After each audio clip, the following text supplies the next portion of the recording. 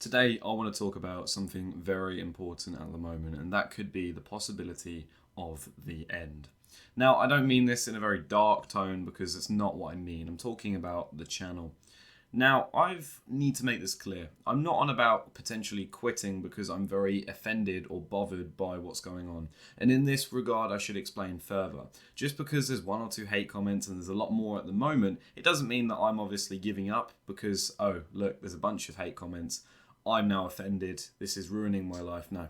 And neither, realistically, is this have anything to do with the performance of my portfolio. For instance, if I was so bothered about my performance and that I was underperforming, this stuff wouldn't be readily available and free to access. I wouldn't have obviously created the content on these videos. So it's not even about that I'm underperforming. Really, it's the logistics. It's the idea here that this channel has become incredibly difficult to operate. Now, you can see around, you see a lot of channels that appear on your recommended. Well, they get the exposure through YouTube. And that obviously is to do with a strategy. And my strategy, at least with YouTube, is to remain transparent, to remain neutral, to remain professional. This obviously ties in well with the other things I do, and it works well for what I wanted it to achieve. But in terms of channel growth, it's certainly not that. And therefore, the channel is well and truly dying. As I've learned recently, or at least over time through the media, fear sells. I don't promote a fear agenda. I don't promote an emotional agenda. And that's probably why my content doesn't really gain that much popularity. For instance, my channel has stagnated, more than stagnated, effectively declined by about the same amount as my portfolio, if not more, by about 70 to 80% in terms of views, in terms of watch time, in terms of monetization through adverts, and the subscriber growth is non-existent. It's even worse for percentage. I mean, at one point I was getting about 800 subscribers a month. Now, I understand that obviously there's a change, and I know when I first joined YouTube, at least during the stock market crash, there's a lot of popularity. And I understand that over time, obviously, the interest in the stock market, especially as interest rates rise, and obviously people have less free capital to invest, that they're not going to be interested in that kind of content. I completely understand that. But it leaves me in a position where I'm like, well, am I going to continue to watch this channel just drop and drop and drop and go to zero? What can I do here? Now, I'm also aware that another content creator of whom I'm good friends with, A Journey into Stocks, had also quit. Now, I completely understand why, and YouTube was effectively being quite a nuisance compared to the other activities in life. Myself, and I'm not sure you understand this, but I work 7 days a week, not including YouTube.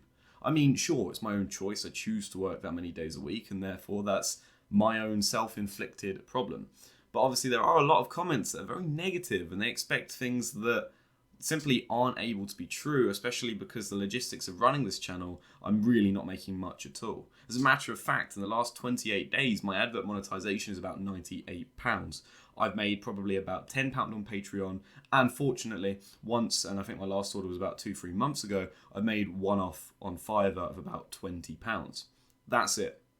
Now, obviously, that's an income, and I know a lot of people on YouTube aren't able to draw an income from it. But obviously, the views, the exposure, everything that points towards YouTube as a business is obviously declining.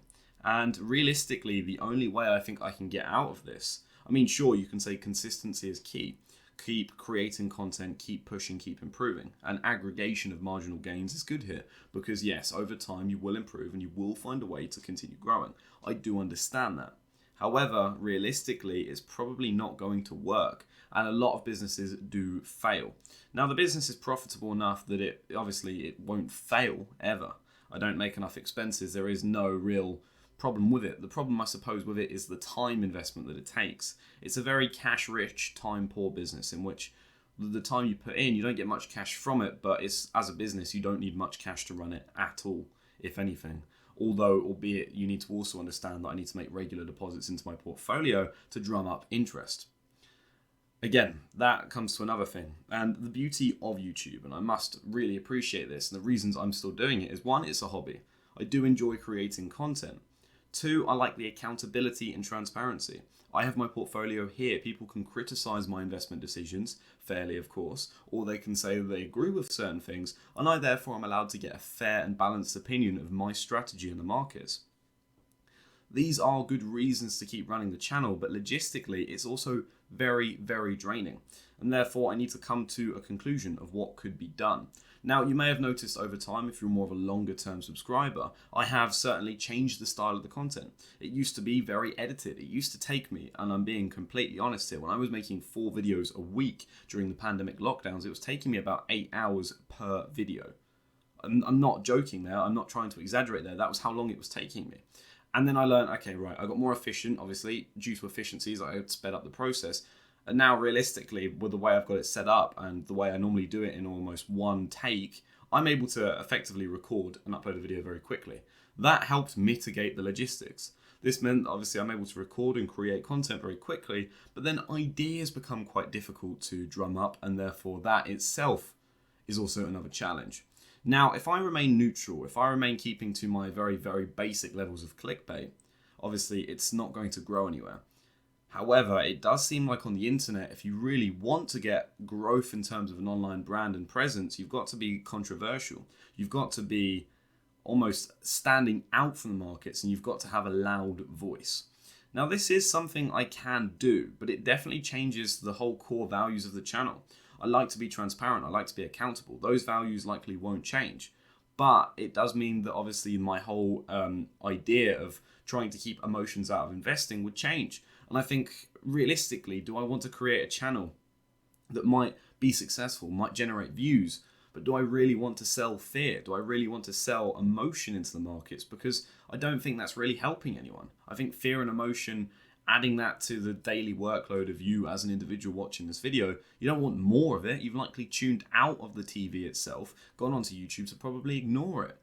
But it seems like the only way you can really drum up views here is by doing that itself. And that's where I've come to a very tough position, because it's a case of, well, do I continue creating content? Do I give up? Do I pivot the style of my content to tailor towards growth? Do I think of this purely as a business? And I think this is also important because it's a very personal brand. Hell, Osborne Foreman is my real name. You might not believe it, but it definitely is. I'm not going to show you proof of identification because I shouldn't have to, but it is my real name. And that whole personal brand there also has a lot of ties to my professional and also personal life. I need to be very careful what I say on YouTube, for instance, as likely it would obviously impact my day-to-day activities. So as I say, it's very difficult. And I suppose at the moment there's a lot of indecisiveness. Do I stop? Do I continue?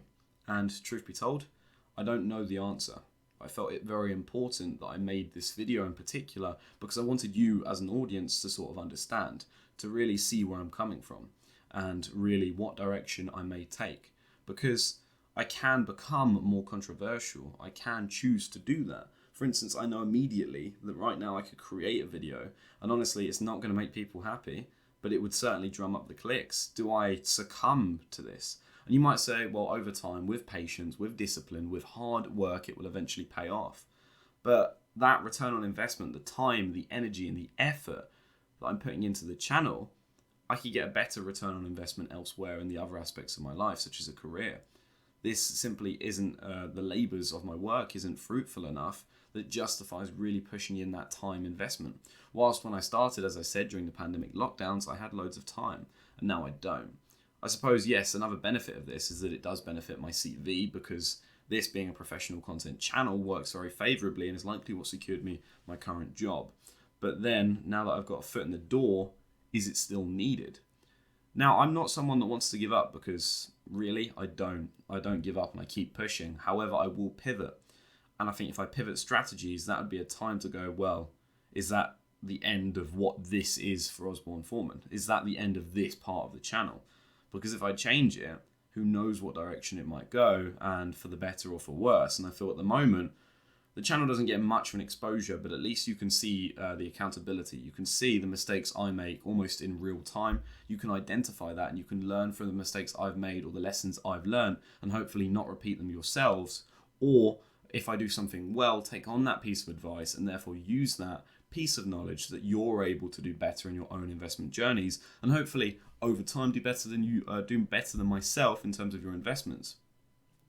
But yeah, I think that concludes this video. I'd love to hear your opinions down below in the comment section. Have a fantastic day.